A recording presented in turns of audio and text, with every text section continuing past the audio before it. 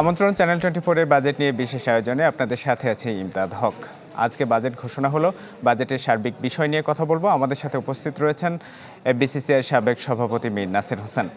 স্বাগত আপনাকে আমাদের এই অনুষ্ঠানে।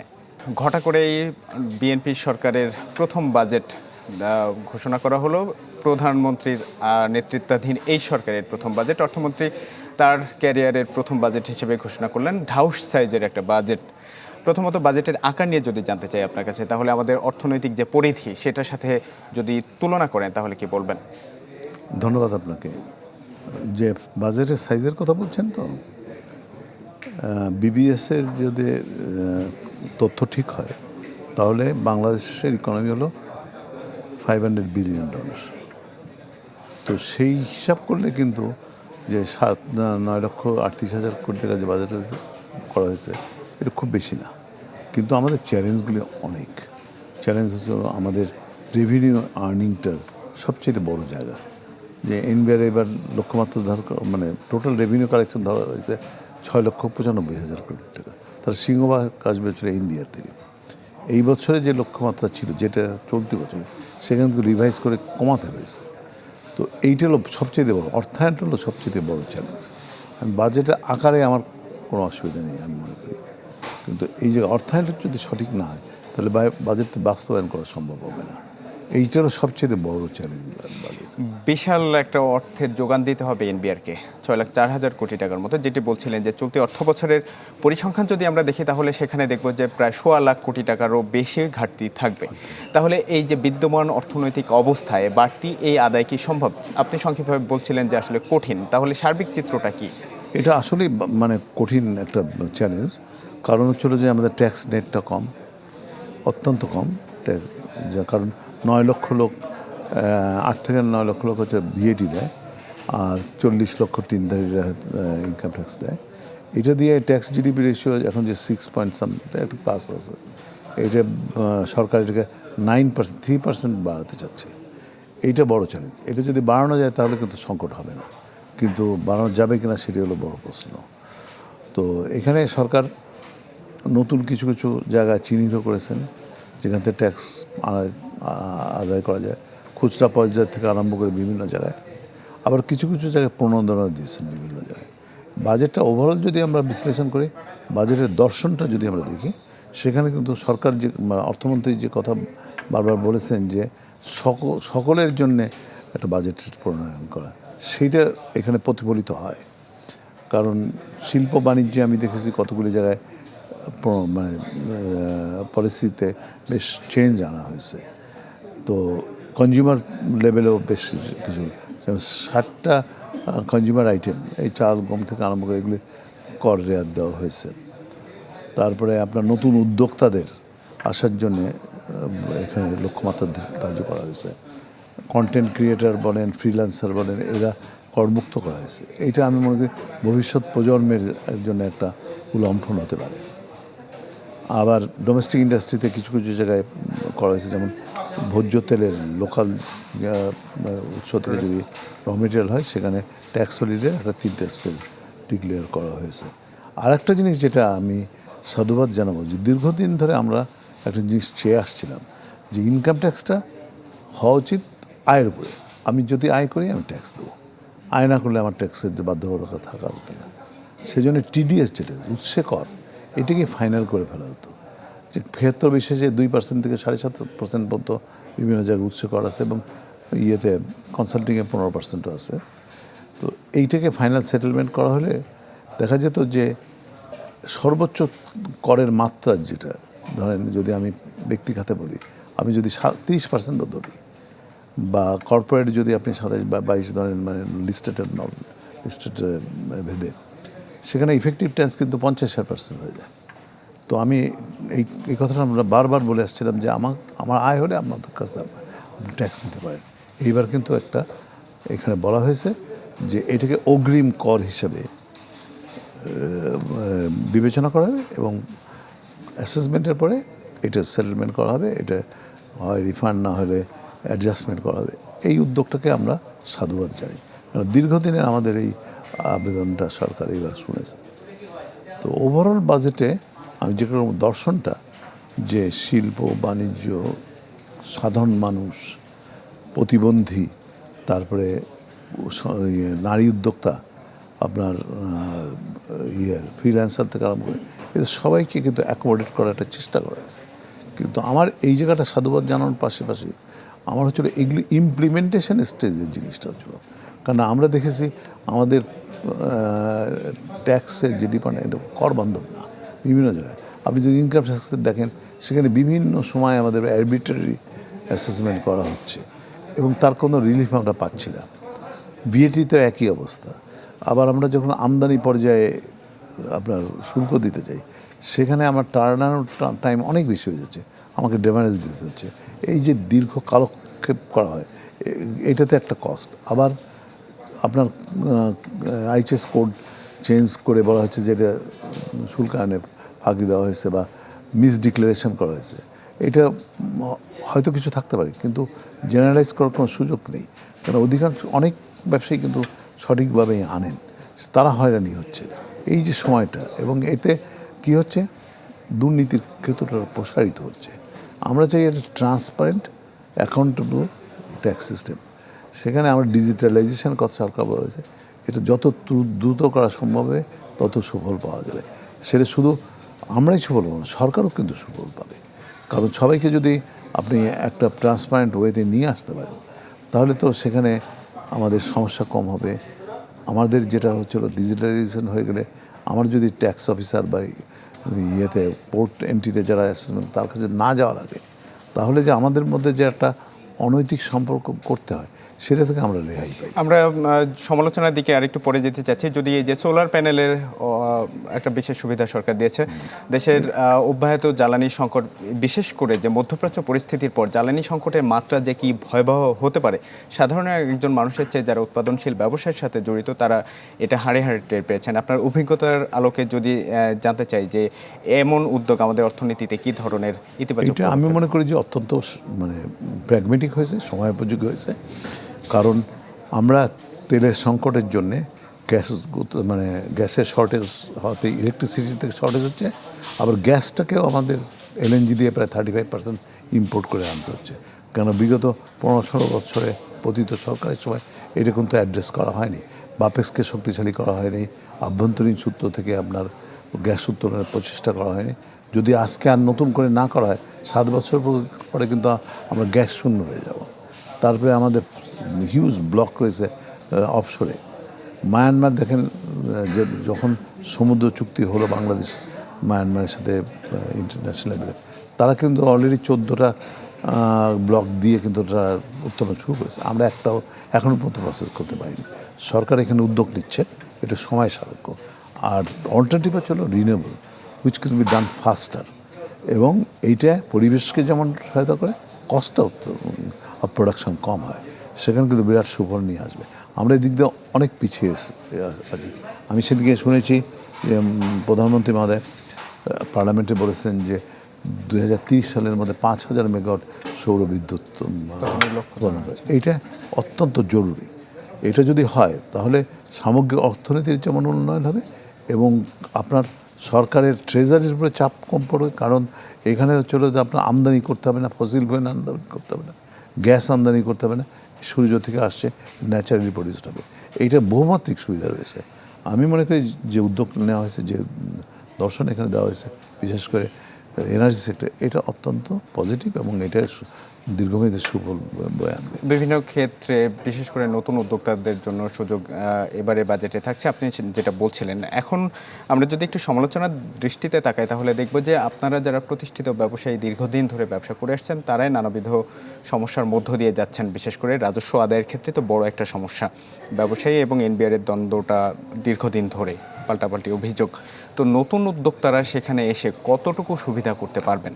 এটা তাদের জন্য অত্যন্ত চ্যালেঞ্জিং, কারণ আমরা দীর্ঘদিন ব্যবসা বাণিজ্য করছি। এখন এসে দেখছি যে অত্যন্ত সংকটের মধ্যে দিয়ে আমরা চলছি। আপনার গ্যাসের অভাবে শিল্পায়ন হতে পারে না। আমাদের দেশে যে শিল্পায়ন হয়েছে, এটা যেহেতু আল্লাহ তরফ থেকে আমাদের এখানে গ্যাসের কিছু রিজার্ভ ছিল, সেটাই কিন্তু আজকের শিল্পায়নের ভিত্তি। তো সেই জায়গাটা আমরা এখন সংকটে পড়ছি। অধিকাংশ ইন্ডাস্ট্রি সময় মতো যে গ্যাস পাচ্ছে না, এবং বিশেষ করে প্রসেস ইন্ডাস্ট্রি যাদের সরাসরি গ্যাস লাগে, যেমন কাঁচ শিল্প, সিরামিক শিল্প, এরা আরও ভাড়ানোরেবল। তো ওভারঅল দেখা যাচ্ছে যে 35%, 40% অনেকের প্রোডাকশান ব্যাহত হয়েছে। আপনার কর্মচারী ছাড়াই করতে হয়েছে। এমনিতে ওদের কর্মসংস্থানের বিরাট একটা সমস্যা, সেখানে নতুন করে এটা সমস্যার সৃষ্টি হচ্ছে। তো নতুন যারা আসবে তাদের এই চ্যালেঞ্জটা কিন্তু অত্যন্ত বেশি। তবে যদি এই ইকোসিস্টেমটাকে আমরা একটা পর্যায়ে আনতে পারি, যদি এনেবল করতে পারি, তাহলে যারা এক্সিস্টিং বিনিয়োগকারী আছে তারা যেমন উপকৃত হবে, এবং একটা বিনিয়োগ পরিবেশ সৃষ্টি হলে বিদেশি বিনিয়োগ আকৃষ্ট হবে, এবং নতুন নতুন নতুন প্রজন্মের যারা আসবে তাদের কিন্তু একটা সুযোগ সৃষ্টি হবে যে এই অর্থনীতিতে অবদান রাখার জন্য। আমরা কর ছাড়ে কথা বলি অথবা ব্যবসায়ীদের, নতুন উদ্যোক্তাদের সুযোগ সুবিধার কথা যতই বাড়ানোর কথা বলি, যদি এনবিআর ঠিক না হয় তাহলে একদিকে হচ্ছে নতুন ব্যবসা করাটা কঠিন হয়ে যাবে, সেই সাথে রাজস্ব আদায়টাও বাধাগ্রস্ত হবে কিনা, কি মনে করেন? এনবিআরকে কীভাবে বাস্তবমুখী করা যায়, কীভাবে আমরা এইখান থেকে সুফল পেতে পারি, কীভাবে আমরা হয়রানি থেকে বাঁচতে পারি, কীভাবে আমরা সঠিকভাবে ট্যাক্স দিতে পারি হয়রানি ছাড়া, এই জিনিসটা সৃষ্টি করতে হবে। সেইটা হলো মাইন্ডসেটটা চেঞ্জ করতে হবে। যারা এখানে কর আরোহণে আসেন তারা ট্যাক্স কালেক্টর না, তারা কিন্তু ইকোনমিতে কন্ট্রিবিউটার। তো সেই জায়গাটা দেখতে হবে, কারণ উনি যেটা আজকে করছেন সেটা যদি উনি হয়রানি ছাড়া করেন, এটা অর্থনীতির উপরে আমাকে শুধু হেল্প করছে না, এটা মানে জাতীয় অর্থনীতিকে হেল্প করছেন। আমি যখন হয়রানিতে পড়ছি তখন আমি একলা হয়রানি পড়ছি, দেশের অর্থনীতির উপরে কিন্তু এটা চাপ পড়ছে। আমি মানে সামগ্রিকভাবে আমি বলছি। তো সেই জন্যে এটাকে বাস্তবমুখী করতে হবে, এবং মানে অতীতের যে ধ্যান ধারণা তার থেকে বেরিয়ে আসে। রাজস্ব আদায়ের ক্ষেত্রে যে ডিজিটাইজেশন প্রসেস, এটি যদি শতভাগ বাস্তবায়ন হয় তাহলে তো অনেক ক্ষেত্রে সমস্যার সমাধান হয়ে যায়, রাজস্ব আয়ের পরিমাণও বাড়ে, এই যে অনিয়ম দুর্নীতি যে অভিযোগ আমরা প্রায় শুনি সেটাও অনেক ক্ষেত্রেই কমে। কিন্তু এই প্রসেসটা উদ্যোগ তো নেওয়া হয়েছে গেল প্রায় 15 বছর ধরে, বাস্তবায়ন হচ্ছে না। আরও বেশি কি জন্যে প্রাইভেট সেক্টর থেকে আমরা ঢাকা চেম্বার এবং চিটং চেম্বার দুটো হাউসকে, কাস্টমস হাউসকে, ঢাকা চেম্বার থেকে চিটং চেম্বার থেকে অর্থায়ন করে আপনার অটোমেশন করার চেষ্টা করেছে, হয়নি। বিভিন্ন সময় সরকার বিভিন্ন রকম আপনার cash register, electronic cash register কিনতে চান, সেটা হয়নি। বিভিন্ন উদ্যোগ, এটা হয়েছে কি আপনাকে আমরা একটা সেলের মধ্যে আছি, আবর্তের মধ্যে আছি, সে আবর্ত থেকে বেরিয়ে আসতে হবে। আমাদের মাইন্ডসেটটা যতক্ষণ পর্যন্ত ঠিক না করতে পারছি ততক্ষণ কিন্তু আমরা এই করতে পারি। দুটো জিনিসে হচ্ছে না কেন, একটা fear of accepting the technology, এটি ইনহারেন্ট, কারণ সবাই টেকনোলজির ইকুইপ না, ইউ হ্যাভ টু লার্ন। আমরা যেমন ক্রমান্বয়ে আগে তো আপনি দেখেন ইয়েটা ছিল, টেকনোলজি কোথায় ছিল, আজকে কোথায় এসে দাঁড়িয়েছে, আমাদেরকে অ্যাডপ্ট করতে হয়েছে, আমাদেরও চ্যালেঞ্জ পড়তে। সেই জন্যে যারা এটা ইমপ্লিমেন্ট করে তার টেকনোলজির একটা ফেয়ার রয়েছে, সেই ফেয়ার থেকে হচ্ছে না। আরেকটা হচ্ছে মাইন্ডসেটটা ঠিক না, কারণ যদি ট্রান্সপারেন্ট হয়ে যায় তাহলে অনেক সময় ব্যক্তি স্বার্থ সংরক্ষণ করা সম্ভব হয় না। এই দুটো জিনিস কিন্তু এই প্রক্রিয়াকে বাধাগ্রস্ত করছে। ব্যবসায়ীদের একটা অংশ স্বচ্ছতার সাথে ব্যবসা করছেন, আপনারা যারা গণমাধ্যমে কথা বলেন স্বচ্ছতার সাথে সব জায়গায় গিয়ে ব্যবসা বাণিজ্যের অর্থনৈতিক পরিবেশের সুষ্ঠু পরিবেশের দাবিতে কথা বলেন, তারা একটা শ্রেণীতে রয়েছেন। কিন্তু এনবিআর থেকে যখন বলা হয় যে ব্যবসায়ীদের ঢালাওভাবে অভিযোগ করা হয়, বলা হয় হাতে গোনা কয়েকজন বাদে বেশিরভাগ ব্যবসায়ী এই যে অনিয়ম দুর্নীতি কর ফাঁকির সাথে জড়িত। আমি এর সাথে একমত না, কারণ আমি মনে করি যে অল্প সংখ্যক হচ্ছে দুর্বৃত্তায়নের সাথে জড়িত, এবং বড় সংখ্যক একটা লোক হচ্ছে যারা ট্যাক্স দিতে চায়, দেয় এবং দিতে চায়, কিন্তু পরিবেশটা সঠিক নয় বলে তারা অনেক সময় উৎসাহিত হয় না। এটা জেনারেলাইজ করার কোনো স্কোপ নাই, কারণ এইটা তো যদি আপনার ব্যত্যয় ঘটে, এটা তো ব্যবসায়ীরা একলা করছে না, এটা Nexus between the parties involved. তো এখন ব্যবসায়ীদের দোষ দিলে তো চলবে না, ওই ব্যত্যয় যেটা ঘটছে তার তো পার্ট হচ্ছিল যারা ট্যাক্স কালেকশন বা যারা ইমপ্লিমেন্ট করে তারা তো একটা অংশ। তো এটা তো আরেকজনের দোষ, আমার ঘাড়ে তো চাপানোর কোনো সুযোগ এটা এনবিআর এর কর্মকর্তাদের বলা যেতে পারে এক ধরনের স্বভাবই হয়ে গেছে। আমরা এবারে বাজেটে দেখলাম যে যারা একদমই ক্ষুদ্র পর্যায়ের ব্যবসায়ী রয়েছেন তাদেরকে করজালের আওতায় নিয়ে আসা হয়েছে, প্রায় 2000 টাকা করে হলেও তাদেরকে কর দিতে হবে। 0.2%। 0.2%। এটার প্রভাবটা আসলে ব্যবসা বাণিজ্যে কি এইটা একদিক দিয়ে চিন্তা করলে হঠাৎ করে একটা শখ যে কেউই দেয় না, বহুত লোক দেয় না, হঠাৎ করে সে ট্যাক্সের আয় 10,000 2,000 টাকা ইজ নট বিগ মানি, কিন্তু এইটাকে অ্যাকসেপ্ট করে নিতে হবে। কারণ হচ্ছে হলো যে এইটা আবার অ্যাবিউজ না হয়, মানে যারা ইমপ্লিমেন্ট করবেন তারা যেন প্রপারলি করেন, এবং 2,000 টাকা কর দেওয়ার মতো সক্ষম লোক বা মানে ক্ষুদ্র ব্যবসায়ী বাংলাদেশে অনেক আছে। তো আমি কিন্তু এইটাকে মনে করি যে পজিটিভ সাইডে নিতে চাই।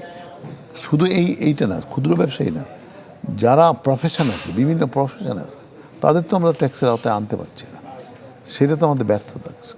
তো সেই জায়গাগুলো তাদেরও আনতে হবে। আমার কথা ছিল কর প্রদানের সক্ষম যে ব্যক্তি হোক, যে প্রতিষ্ঠানই হোক, তাদের কিন্তু করের আওতায় আনতে হবে, বেসটাকে বিস্তৃত করতে হবে, বুঝলেন? এইটাই হচ্ছে আমি মনে করি that is the right way to do. বিদ্যমান ব্যবস্থায় ব্যাংক ঋণের সুদ হার নিয়ে, আবার ব্যাংকিং ব্যবস্থা নিয়ে আপনাদের যে অস্বস্তির কথা আমরা শুনে আসছি বছর জুড়ে, এই বাজেটের পরে ব্যাংক ঋণের সুদ হার অথবা ব্যাংকিং খাত নিয়ে যদি আপনাকে বলি তাহলে আপনার অভিজ্ঞতা। বাজেট তো একটা হচ্ছিল সামগ্রিক কাঠামো, অর্থনীতির একটা সাময়িক কাঠামো, তার মধ্যে দিয়ে একটা প্রজেকশন। আর যেটা আপনি বলছেন এটা একটা ফাইন্যান্সিয়াল ডিসিপ্লিনের ব্যাপার, সেটা অ্যাড্রেস করতে হবে ভিন্নভাবে। ব্যাংকিং সেক্টরে যে জিনিসটা হচ্ছে, আগে একদল লোক লুট করে নিয়ে চলে গেছে, এখন হচ্ছে না সামনে দিয়ে মানে পিছন দিয়ে অনেক পর্যাপ্ত পরিমাণে অকল্পনীয় পরিমাণ সাইফুনিং করে নিয়ে গেলো। আর সামনে ছোটোখাটো যারা চুনাপুটি রয়েছে তারা এখন তাদের মানে দৃষ্টির মধ্যে আসছে। তো হয়েছে কি, পরিবেশটা কনজিউনার না, যার জন্য হয়েছে কি আপনার ইয়েতে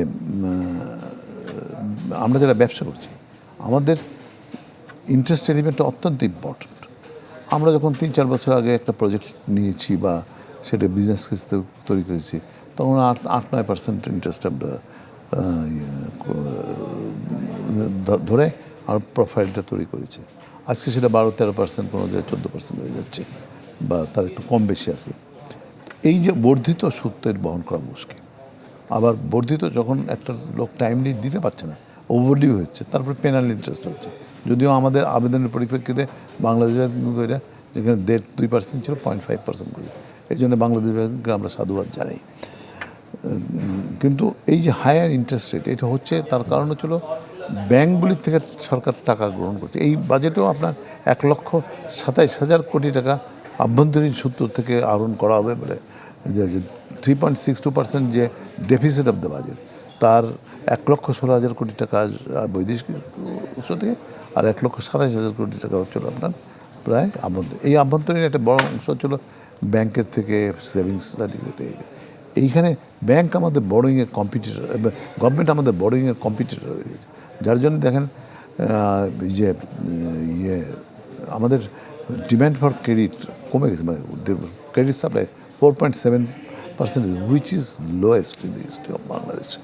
এখন ব্যাঙ্কগুলি কী করছে, ব্যাঙ্কগুলি ইজি আর্নিংয়ের দিকে যেতে, কারণ হচ্ছে হলো যে তারা যদি treasury bond, government bond invest করে নির্দিষ্ট হারে 10%, 11% আপনার তারা মুনাফা লাভ করে, কেন একটা রিস্কি অ্যাডভান্টেজ ভেঞ্চারে ব্যাংক যাবে? কারণ ব্যবসায়ী তো ইনভেস্টমেন্ট অলওয়েজ সাম এক্সটেন্ট একটা রিস্কি অলসো, কারণ হচ্ছে এখানে কিন্তু অনেক ইফস অ্যান্ড বার্ডস আছে, অনেক ইভেঞ্চুয়ালিটিস আছে। তো যার জন্য দেখা যাচ্ছে ব্যাংকগুলি যারা আয় করছে তাদের একটা সিংহভাগ কিন্তু আসছে চলো ট্রেজারি বন্ড ইয়ের থেকে তা আয়, যার জন্য হচ্ছে কি they are gradually coming out of lending to the private sector, বুঝলেন? এই জায়গাটা নীতি সুদ 10%, এটাও তো বোঝার পরে শাকের হাঁটি। তো এইটাকে আমি মনে করি যে অর্থমন্ত্রী এবং বাংলাদেশ ব্যাংক এটাকে একটা যৌক্তিক পর্যায়ে আনতে হবে, তাহলে অর্থনীতি এবং যেভাবে ঘুরিয়ে চলছে এটা কিন্তু ত্বরণ হওয়া মুশকিল। তার সাথে আর একটা ছিল যে ক্লাসিফিকেশান রুলটা যে চেঞ্জ করে, আগে 6 মাস ছিল, এটাকে 3 মাস করে। এই জন্যই আপনি দেখতে পাচ্ছেন যে কোয়ার্টারলি কিন্তু নন পারফর্মিং লোনের সংখ্যা বাড়ছে, এই লাস্ট কোয়ার্টারের মধ্যে 300 কত কোটি টাকা হয়েছে। তো এইটা তো অর্থনীতির জন্য ভালো হয়েছে, অমিনাস নাই, এই জায়গাগুলি অ্যাড্রেস করতে হবে। খুবই গুরুত্বপূর্ণ কথা বলেছেন যে সরকারের প্রতিদ্বন্দ্বী ব্যবসায়ীরা হয়ে যাচ্ছেন সিস্টেমের কারণে, আমদানি রপ্তানি কার্যক্রম তো বাধাগ্রস্ত হবে। সব কিছু এটা তো মনিটারি সিস্টেম তো মানে ব্যাংকের ব্যাপারটা তো সব কিছুর সাথে জড়িত। আমাকে এলসি খুলতে হয়, সেখানে যদি ইন্টারেস্ট বেশি দিতে হয়, আমার যদি বড়োইং করতে হয় ওয়ার্কিং ক্যাপিটালের জন্য, সেখানে আমার বেশি সুদ দিতে হয়। এটাতে মাল্টিপল এফেক্ট রয়েছে। তো সরকারের বাজেটের আকারটা বাড়ছে, ব্যবসায়ীদের সুযোগ সুবিধা দেওয়ার কথা বলা হচ্ছে, আবার ওই যে স্টার্ট আপ নতুন উদ্যোক্তাদের জন্য খানিকটা সুবিধাও দেওয়া হচ্ছে, বলা হচ্ছে নতুন কর্মসংস্থান তৈরি হবে। কিন্তু এই যে ব্যাংক ব্যবস্থা, সুদের হার বৃদ্ধি, আবার ব্যবসায়িক পরিবেশ, এর ফলে তো বড় ব্যবসায়ী যারা দীর্ঘদিন থেকে ব্যবসা করে আসছেন, আপনারা যারা অর্থনীতিতে গুরুত্বপূর্ণ ভূমিকা রাখছেন, তাদের তো উত্তরণ খুব একটা হবে বলে মনে হচ্ছে না। তাহলে কর্মসংস্থান তৈরির এই উদ্যোগ, বিষয়টা কি সাংঘর্ষিক না? করোনাটা তাই আমাদের যদি হোলিস্টিক একটা পরিবর্তন না আনা যায়, তাহলে কিন্তু ক্রমান্বয়ে অনেকে আউট অফ বিজনেস বা বিজনেস সিঙ্ক করে যাবে। তখন তো সবচেয়ে বড় সমস্যার জন্য আমরা তো ক্ষতিগ্রস্ত হব, নেশন সবচেয়ে বেশি ক্ষতিগ্রস্ত হবে কর্মসংস্থান সৃষ্টি করতে ব্যর্থতার জন্য। কারণ এই মানুষগুলি যদি কর্মসংস্থান আমরা না করতে, প্রত্যেক বছর কেউ কেউ বলে 22 লক্ষ, কেউ বলে 25 লক্ষ লোক আসছে মানে কর্মের জন্য, তার মধ্যে আমরা কতটুকু প্রোভাইড করতে পারছি। তারপর আবার অর্থনীতির চাপের জন্যে আমাদের এটা সংকুচিত করতে হয়েছে।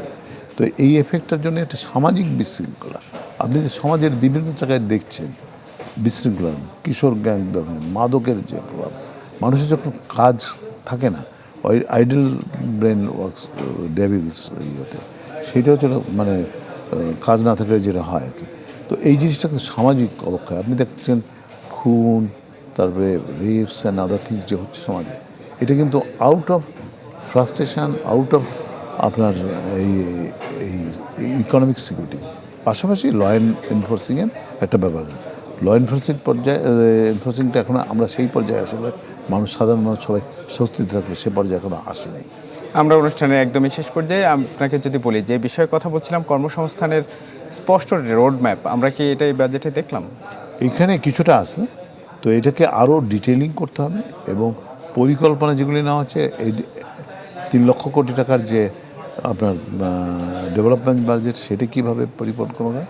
তবে একটা জিনিস আমি দেখছি যে সরকারের ব্যয় কিন্তু বাড়ছে, সরকারের ব্যয়টা কমানো দরকার। সরকার যেমন এই যে 100% সরকারি কর্মচারীদের বেতন বাড়ানোর চেষ্টা করছে, এই বছর পর্যায়ক্রমে করবেন, কিন্তু এটা কিন্তু সরকারের ব্যয়টা বেড়ে যাচ্ছে। আপনি যদি দেখেন বাজেটে ব্যয় কিন্তু প্রায় আয়ের থেকে বেশি, প্রায় মানে যদি আমি যেটুকু দেখছিলাম, তো তাতে আমার মনে হচ্ছে এক পার আর কি। তো এখন এইখানটাকে যদি আমরা সাশ্রয় না হতে পারি, তাহলে আমাদের ডেভেলপমেন্ট বাজেটটা পুরোটাই যদি আমার ওই ডেফিসিট থেকে আসে, আমার 2,45,000 কোটি টাকা হচ্ছিল ডেফিসিট, 2,43,000 2,43,000 টাকা, আর আমার ডেভেলপমেন্ট বাজেট হচ্ছিল 3 লক্ষ কোটি টাকা। তো এটা বড় অংশ তো আমার আসছে এইখান থেকেই। তো সেই জন্যে এইটা কিন্তু খুব ব্যালেন্সড না, তো এটা লং টার্ম এফেক্ট রয়েছে। অতএব সরকারকে এর মধ্যে একটা সামঞ্জস্য আনতে হবে। সামঞ্জস্য আনা তো ডেফিনেটলি কঠিন, বিশেষ করে বেসরকারি খাতের সাথে সমন্বয় করে নতুন কর্মসংস্থান বলি অথবা উন্নয়ন কাজ এগিয়ে নেওয়া বলি। তাহলে কি বলবেন খুব সংক্ষিপ্তভাবে? যদি সংক্ষিপ্তভাবে চলে যে এটা আমরা প্রাইভেট গভর্নমেন্ট ইতিমধ্যে যেটা হয়েছে, সে প্রাইভেট সেক্টর কনফিডেন্স এনেছে, আমরা স্বস্তি বোধ করছি, আমরা সরকারের সাথে ইন্টারাক্ট করতে পারছি, যেটা ইন্টারিয়াম গভর্নমেন্ট পিরিয়ডে আমরাই একদমই পারিনি। তো ধন্য আমাদের কথা শুনছেন, একটা গণতান্ত্রিক পরিবেশ সৃষ্টি হয়েছে। আমরা মনে করি যে সরকার এবং প্রাইভেট সেক্টর যদি অঙ্গাঙ্গিভাবে কাজ করে, একে অপরের সাথে পরিপূরক হয়ে, সম্পর্ক হয়ে পরিচিত করে, তাহলে কিন্তু আমরা একটা পর্যায়ে নিয়ে আসতে পারবো বলে আমার ধারণা। কেন বাজেট বক্তৃতা কিন্তু এবং সরকার বলছে industry and business led growth তারা প্রজেক্ট করতে চান। সেটা করতে হলে সরকার এবং প্রাইভেট সেক্টরের একটা সমন্বয় অত্যন্ত প্রয়োজন। সেটা শুরু হয়েছে, এটা আরও যদি ইন্টারাক্টিভ করা যায়, আরও যদি এনগেজ থাকা যায়, তাহলে তার থেকে সুফল পাওয়া যায়। অনেক ধন্যবাদ মীর নাসির হোসেন আজকে আমাদের সময় দেওয়ার জন্য। অর্থমন্ত্রী অন্তর্ভুক্তিমূলক উন্নয়নের কথা বললেন, সেটা কতটুকু বাস্তবসম্মত হয় সেটা এখন দেখার বিষয়। ধন্যবাদ আপনাকে আমাদের সাথে সময় দেওয়ার জন্য। দর্শক, চ্যানেল 24-এর বিশেষ বাজেট আয়োজনের আজ এ পর্যন্তই। সাথে থাকার জন্য ধন্যবাদ সবাইকে।